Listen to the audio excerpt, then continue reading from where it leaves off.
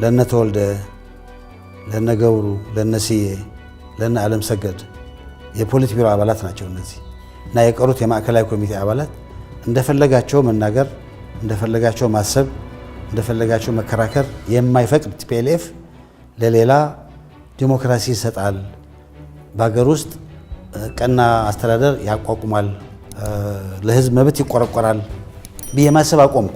የባህር በር ለማግኘት እየቻልን እያለን የቀረንበት መንገድም በጣም እንትን ያደረገኝ ነበር። ማለት ለዚህ ሀገር በደል ፈጽመናል የሚል ስሜት ነበር መጀመሪያም።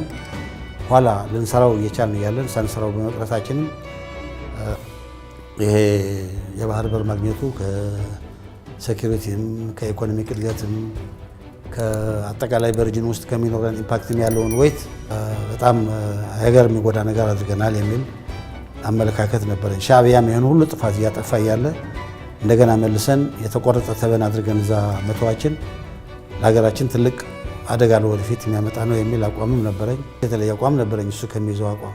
ከኤርትራ ጋር እንደራደር የሚል ነገር ሲነሳም እነሱ ናቸው ጥፋተኞች፣ በሀገራችን ላይ ሁሉ በደልና ወንጀል ፈጽመዋል፣ ከእነሱ ጋር መደራደር የሚባል ነገር መነሳት የለበትም፣ ልካቸውን ማስያዝ አለብን፣ እዚህ ሀገር ውስጥ በሰላም መኖር ከሆነ ልካቸውን ማስያዝ አለብን የሚል አቋም ነበረኝ።